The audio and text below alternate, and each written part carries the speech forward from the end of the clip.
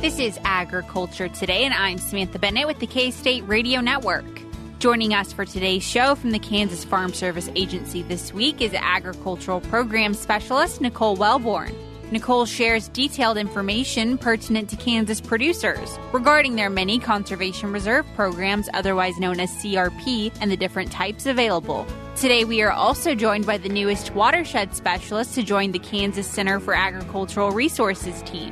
Daniel Skucius will be joining Will Boyer and serving as an additional Northeast Kansas Watershed Specialist. We end today's show with this week's Beef Cattle Institute's Ask the Experts, brought to you this week by K-State experts Brad White, Brian Lubbers, and Bob Larson. This week, they answer a listener's question from this year's Cattlemen's Day concerning what to do when a first calf heifer does not take to their calf. That and more is coming up ahead on Agriculture Today.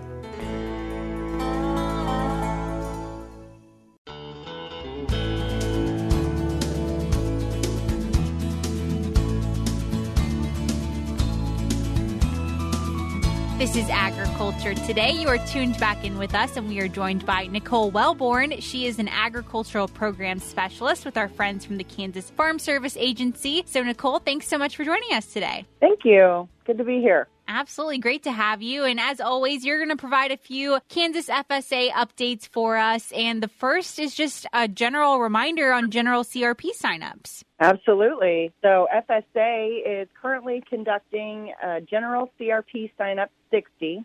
It began February 27th and will run through April 7th. So producers interested in offering new land or re-enrolling any expiring CRP acreage into the general CRP practice contact their local FSA service center to submit their offer by April 7th. So general CRP, what are some of the reminders of folks who are tuning in and maybe aren't familiar with that program, what all it encompasses? Sure. General CRP signups are conducted through a competitive ranking process. So eligible offers submitted during the signup period will be ranked according to what they call the Environmental Benefits Index, or EBI. The EBI rankings are unique for each tract of land offered for general CRP and are measured based on factors such as wildlife benefits, water quality benefits, air quality benefits, erosion reduction, things of that nature. And EBI score will be assigned to each general CRP offer, and the Secretary of Agriculture at the end of the sign-up will determine the EBI threshold that will be used for acceptable offers. Producers interested in offering land into general CRP can make offers more competitive by considering things like the type of practice cover to establish, how many species they are willing to incorporate into that cover, whether it be monoculture or 5 species. Those are assigned point scores. And then you can also enroll the most environmentally beneficial acreage. If there's acreage that would be more beneficial environmentally to location or soil composition, those acres would earn more points. And accepting a lower payment rate than the maximum payment amount FSA is willing to pay will also garner more points under the EBI ranking system. Wonderful. So a lot to consider when you're signing up for these general CRP programs. And if producers are signing up, does that need to take place in their local FSA office, or can this be done online as well? Contacting your local FSA office, you'll have to do that through them. I think some of the preliminary, maybe some of the paperwork can be done online, but I would recommend contacting your local FSA service center to make sure that everything is on file in the way it needs to be. But these are run through certain software systems, so in presence or at least contacting your local FSA office would be the best option. Wonderful. And I know that there's also some additional options for CRP enrollment through continuous CRP, which is kind of a different demographic of land, right? Absolutely, yes. So continuous CRP targets generally smaller tracts of land that are the most environmentally sensitive. So that's cropland such as cropland bordering streams, other water sources, acreage in areas that target wildlife species that are threatened or declining, wetland restorations, waterways within cropped fields, and those are just to name a few of the type of continuous practices that are available. And the continuous CRP sign-up, it's an ongoing sign-up, so interested producers can contact their local FSA service center during any time during the fiscal year, not just the sign-up period, if they're interested and get more details on that. Wonderful. So just another program for those that might be interested in getting some land into CRP programming. And I know after the close of general CRP sign-up, the FSA is also going to be announcing a period of time potentially for grassland CRP sign-ups. Absolutely. Part of this farm bill, along with the annual general CRP sign-up, they are conducting an annual grassland CRP sign-up. And grassland CRP is the working lands program, what they call, and it's aimed at protecting grasslands that are already established and at the same time maintaining some of those grazing lands operations that producers have going on their acreage already. So grassland CRP's offers are also a competitive ranking process, and those are ranked based on things like cover composition, location of the acreage relative to national and state focus areas. There are a few other ranking factors that play into whether or not the applicant is what we call a socially disadvantaged category of producer, things like that. So the grasslands also is based on a different fee schedule or different payment rate schedule. Awesome. Good to know. Key reminders for that programming as well. And you said that announcement of that sign-up period will hopefully be within the next, several weeks now or the middle of April, right? Yes. Hopefully we will have an announcement pretty soon after the closing of general CRP sign-up. Wonderful, wonderful. So something to look out for sure. And, with all of these CRP programmings, there's a plethora of options here for producers to sign up, but there are kind of some, limitations in terms of signing up for them, right? Yes, absolutely. You do have to meet certain producer eligibility requirements and land eligibility requirements. So that's why it's best to contact your local service center to make sure that you meet those requirements and that you can offer and decide which practice works best for you and your operation. And of course, there is the national CRP enrollment cap. So the maximum CRP enrollment authority for 2023 is 27 million acres. And currently, there are just under 23 million acres enrolled nationally, with just over 2 million expiring, including 130,000 acres expiring in Kansas. So enrollment is expected to be high, or demand for enrollment is expected to be high, but we do have that 27 million acre cap to reach. So there should be some good opportunities for producers to get acreage into the program. Especially with so many options like we've talked through today. So maybe at the end here, we can just remind producers of some of those. So starting with general CRP sign-up, which that one has a fast approaching deadline, really. Absolutely. General CRP sign-up is currently ongoing, and it ends April 7th. So anyone interested, I would encourage you to contact your local service center as soon as possible, but absolutely that this offer must be submitted by close of business on that April 7th deadline. So if you're interested, I would contact them prior to that deadline date so that make sure you get through the whole process in order to submit that offer by that deadline date. And then, of course, the continuous CRP sign-up is ongoing. And like the general CRP sign-up, it has certain processes that have to be followed and things that need to be done. So I encourage you to contact them sooner rather than later. Of course, if you have expiring CRP, there is a period of time you have to wait to offer. But I would contact your local service center for details on that. But it is ongoing, so you don't have to get in by that April 7th deadline. And then we are anxiously awaiting the announcement for the grassland CRP sign-up. So I would keep your eyes and ears open for that announcement sometime after the close of general CRP sign-off on April 7th. Wonderful. Well, lots of great options we've covered today. And Nicole, I can't thank you enough for covering all of those. And I know we've always mentioned that our local FSA service centers are great options for learning more about these programs, but you guys also have an excellent website if you'd like to plug for that as well. Sure. So our website, which you can get to the contact information for any service center in Kansas or the nation, is www.fsa.usda.gov.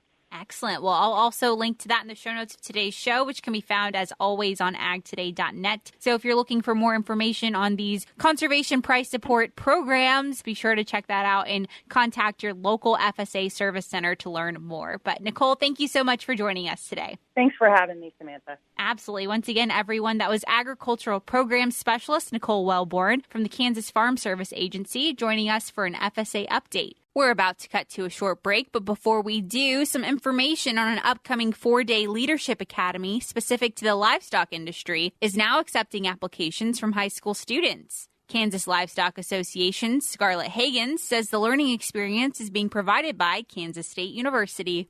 Students from across the country with an interest in the livestock industry now can apply for the Kansas State University Animal Sciences Leadership Academy, which will be held June 21st through the 24th in Manhattan. The Academy is an intensive educational experience designed to enhance the leadership skills and animal science knowledge of students in 9th through 12th grades. Hosted by the K-State Department of Animal Sciences and Industry and sponsored by the Livestock and Meat Industry Council, the Academy's goal is to develop young leaders within the livestock industry and prepare them for a successful future in this field. The program will feature interactive workshops, tours, and faculty mentored time with ASI professors. Industry leaders also will meet with participants to share their knowledge and expertise.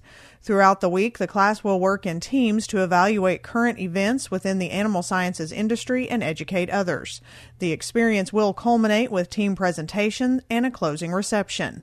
Only 20 students will be accepted for the 2023 session to ensure individualized attention from counselors, professors, and industry leaders. Applications are due April 15th and can be found at youthlivestock.ksu.edu. There is a $50 fee to reserve a space once the student has been accepted. Contact Sharon Briner with questions at 785-532-6533. I'm Scarlett Hagens. Once again, that was the Kansas Livestock Association's Scarlett Hagens sharing information on an upcoming leadership academy specific to the livestock industry at K-State. We'll be back with more ahead on Agriculture Today.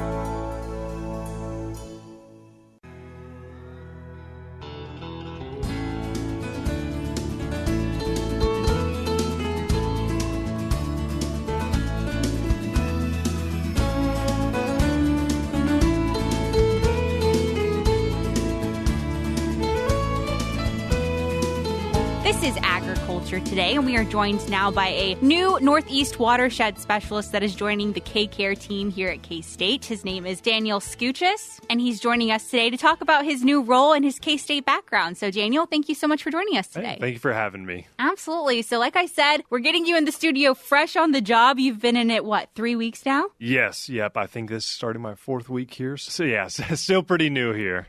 Got you in early, so that's excellent. But you're not new to K-State. This university is nothing new to you. So tell us a bit about your K-State connection. Sure. Well, I grew up in central Kansas, a little town of Sterling, and ended up coming up here for college. I majored in wildlife and outdoor enterprises management. So that was definitely where my love of K-State started. Then I've been in the area, working south of Junction City at Rock Springs 4-H Center as their conservation specialist for 4 years, and then came back to the K-State world as a 4-H agent in Potawatomi County. Those were a great 4 years, and then here just recently got this opportunity to continue on an extension as this watershed specialist position. Absolutely. Yeah. Great opportunity, and one that obviously you're not foreign to with your connection to K-State and also extension already. So it's not like you're having to start from the ground up or anything. No. And that's really what excited me about this job is I knew I wanted to stay in extension world and stay connected to K-State. So this was a great opportunity to kind of get back to my conservation and environmental stewardship roots while still remaining part of the university and the extension system. Absolutely. And what an important role it is as a watershed specialist. Obviously, such a valuable resource here in Kansas that I've been talking a lot about lately here on the show. So timely to have you joining us with your new role. So the new role that you're taking on, it's not new to the Northeast. There's already a Northeast Watershed Specialist. You're just part 2 now. Yes. So I'm joining Will Boyer here in Northeast Kansas. And part of this is just the amount of watersheds that we're working on in Northeast Kansas, along with some of our nonprofit agencies like Cause and Glacial Hills. So we're working with our partners in the RAPS system to address different areas that we can have win-win partnerships with farmers and ranchers to help out their operation while also benefiting water quality. The Northeast, of course, home to a lot of urban areas, too. Does that, tie into some of the work that you'll be doing as well? That might be on the horizon as we're looking at, but right now a lot of it is going to be the rural areas, working on in different farmland areas, cattle holding areas, things like that. But, there has been some conversation, especially, how urban areas can affect water quality as well. Key conversations for sure, and exciting new role. Like you mentioned a lot that excited you about this role, that K-State and Extension connection. But what else excites you most as you're, learning more about the new position that you're in and what's to come?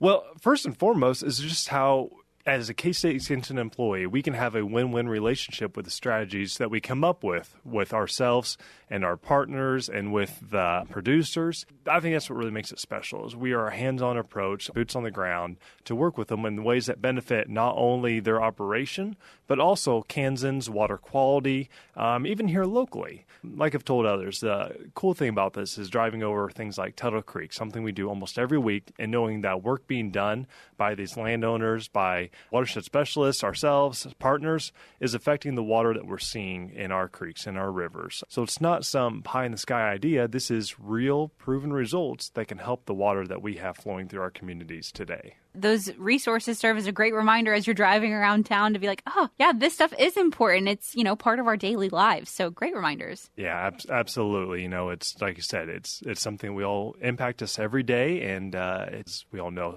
water is a very important part of our world currently. I think with water, the first thing that comes to mind, the first word is probably challenge. In terms of the last year, what we've kind of experienced here in Kansas and even some, surrounding states as well, it's been a challenging year in terms of water resource management. So is that really the greatest challenge in your mind, is just kind of the management of that? I would say so. I feel like Kansans, we've really been embracing lately the celebration of things like the Flint Hills and celebration of our farmland and what we have here, or just other natural resources. But I feel like, water, we have a long ways to go to truly celebrate. Now, don't get me wrong, there's some absolute great organizations that do wonderful work. But I think all in all is we still have room to grow to really celebrate the resources we have. And that's a great challenge. And that's why I'm excited. There's not going to be more water magically appearing. What we have is what we get. And as K-State Extension employees and KCARE and everything else, this is part of our duty to make sure we take care of the resources that we have. It's not easy to replace it, so we got to take care of what we have. Absolutely. And that's the important role that you watershed specialists play through KCARE, is kind of acting as advocates with community leaders and stakeholders to make sure that we are taking care of those resources. So when it comes to the role that you play and producers are tuning in and they're like, oh, I've never worked with a watershed specialist, what are some of the things that you guys can help out with? Sure. So right now, and especially in areas that we're really working as kind of called priority areas, is an example maybe working with landowners who are wanting to utilize maybe longer grazing periods. So ways we can help is maybe working with them to set up how we can get watering systems onto cover crops or maybe residual crop feeding fields and setting up paddocks for grazing. But the big important thing is coming up with alternative water sources to help to keep those cattle there. That's a real big thing we're doing right now. And this is great because it allows the farmers to spend less money in the winter on hay. But as well, it's great for us because this keeps the cattle out of maybe areas that may be near sensitive areas of streams or creeks or rivers, and keeps them higher in the landscape to keep that manure spread out. So from the watershed quality, we're keeping animal waste up where it can benefit the fields, where it can stay where it's supposed to be and not in the water. But from the farmer-rancher's aspect, it keeps their hay bill down. It keeps manure on the field where it can be beneficial. So it's kind of those win-win relationships. So honestly, a lot of we have to do right now is working with that livestock side, whether just keeping animal waste where it's supposed to be, but doing it in a way that benefits everyone. Some unique conditions here in the Flint Hills in terms of finding those higher and lower landscapes that are best for managing livestock and things of that situation. So that's where you guys can really help with strategizing with producers, where kind of locations and things work best. Yeah, locations, ways to keep them fed and watered in ways that is beneficial, like once again, to the farmers and ranchers, but as well for the environment. And our partner organizations, the RAPS coordinators, are huge in this in our area. They're out there meeting those and connecting us to them.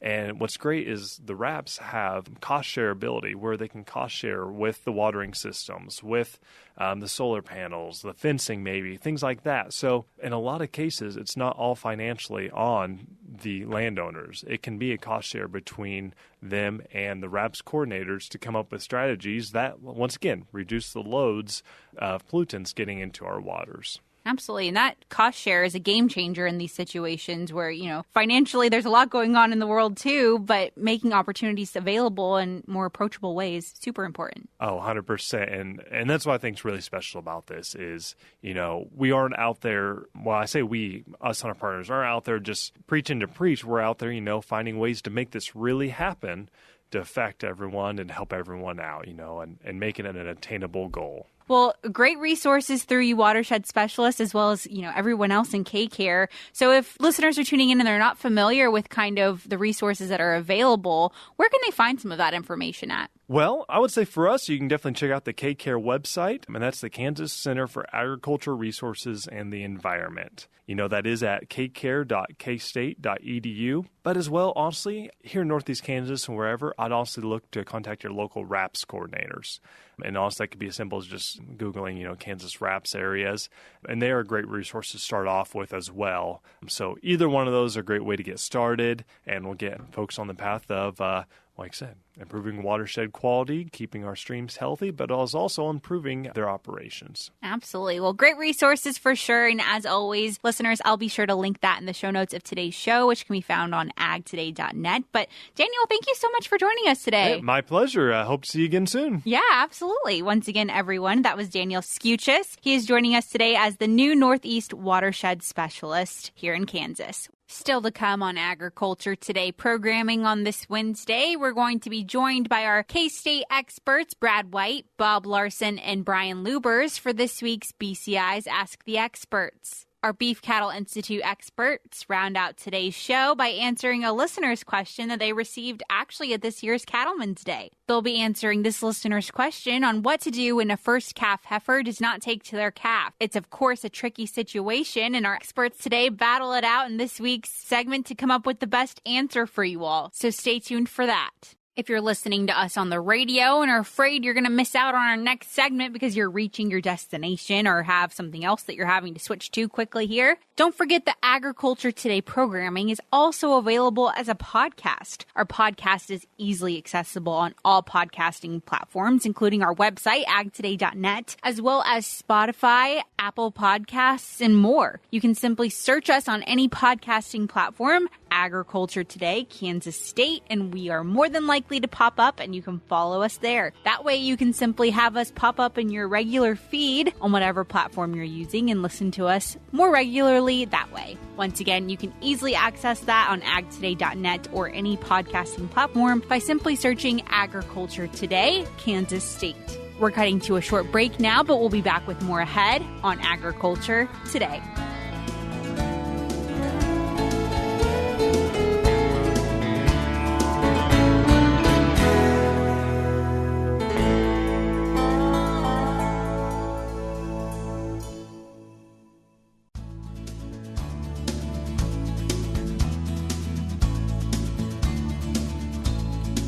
You're tuned back into Agriculture Today, and we're ending today's programming with our team of experts from the Beef Cattle Institute for this week's BCI's Ask the Experts. This week, we're joined by K-State experts Brad White, Bob Larson, and Brian Lubbers. Hi, welcome to Beef Cattle Institute's Ask the Experts, where our experts will answer your questions. And I've got two great experts with me today, Dr. Brian Lubbers. Good morning, Brad. And Dr. Bob Larson. Hey, Brad. Hey, Brian. So we've got a great question for you guys today. Before we get into that, I want to let you know if you have questions you'd like us to ask or answer on this, you can send us an email at bci@ksu.edu. And as our experts answer, they get up to 10 points for their answer. And guys, today I'm really interested to hear your answers to this question because this actually came to us from a listener at Cattlemen's Day. And the question was, what do I do with first calf heifers that don't take their their calf. Brian, I'm going to you first. Thanks for going to me first, because I'm going to take Bob's answer, which is get rid of her. No, but I think, and that's the long-term answer, right? But in the short term, we have to do something with her. I think we've talked about this on previous podcasts. People have tried grafting calves and things like that, and it just never seems to work very well. So I will say oftentimes what you end up with is you're going to end up with a bottle calf. If you give them a day or so together and she just isn't taking that calf, you probably have a bottle project. Okay, so Brian starts out with 5 points. Bob? My first answer was, a lot of times I learn some new curse words. Those are so frustrating when they're just being dumb. And what I typically recommend is do try to confine the cow and the calf together, because sometimes she will eventually kind of mother up to him. And sometimes that involves even things like, put her in a squeeze chute or tie her back legs so that she can't kick while he's trying to nurse. So it takes a lot of work. It's not fun. Really trying to get her to at least begin the process. And then sometimes you leave them alone for a while and she'll act like a mother. And that's really what I'm trying to get to. I've heard, some of the kind of more historical methods are to put salt on the calf's back, trying to get her to lick him, rubbing him with the placenta to make sure that she smells him. But I think he probably already smells like placenta anyway. But that's where he just came from. No, that's just where he came from. I think really what it comes down to is give her an attempt, a day or two, to try to claim that calf. And if she does, then that's what I'm really hoping for. But I'm like Brian, I agree that if she doesn't, you've got a bottle calf. And she's no longer working for me. She's working for, fast food enterprise or something. So, and both of you have said, so I'm going to give you 6 points because I like the answer confined, and try to do some things like if you can get her in a chute, let the side down, let that calf nurse when she's in a confined environment. That's your best shot. That's your best shot. And I don't know what percentage of time it works, but it works enough that I'm willing to try it. Okay. And now both of you said get rid of her. Do I need to get rid of her? This is her first calf. She just doesn't know what's going on. I would say if she doesn't take him at all, get rid of her. If she eventually does... That's the question. Okay. I'll give Brian a chance to answer, and you can formulate your thought. So we used the chute. We confined. The calf took. They're doing well. Does she stay in the herd or not? There's a lot of good cows out there. There's a lot of good heifers and cows out there that, and I think maybe the basis of your question is this a genetic behavioral disposition she has, or is this just it was a weird situation, blah, blah, blah. For me, if I have any other option, like if I have more heifers than I need, she's going to be very high on my list of your turn to go. So my inclination is, even if she does eventually, these are a lot of work. And I'm with Bob. I don't know what percentage actually take their calf eventually. And my guess is it's probably relatively small. But if she does not have that ingrained ability to be a mother right away, it's probably not a good option for me. Just to be different, I'm going to say I might. So let's say after a day she claims him and she raises him and she does a good job. She might have 2 strikes on her, but I might let her in the herd. But just like Brian said, what are my other options? How many other replacements do I have? Those types of things. So I might keep her, but she's on a short leash. She can't make any more mistakes. Yeah, absolutely. And I think that is a great point. So Brian ended up with 9 points. Bob ended up with 8 points. So a really close one. Great ideas. Thank you for listening and sending in questions. If you have other questions you'd like us to talk about, send us an email at bci@ksu.edu. Once again, those were members of our team of K-State experts at the Beef Cattle Institute, ending today's show with this week's BCI's Ask the Experts. That concludes this Wednesday's programming. We'll be back with more tomorrow on Agriculture Today.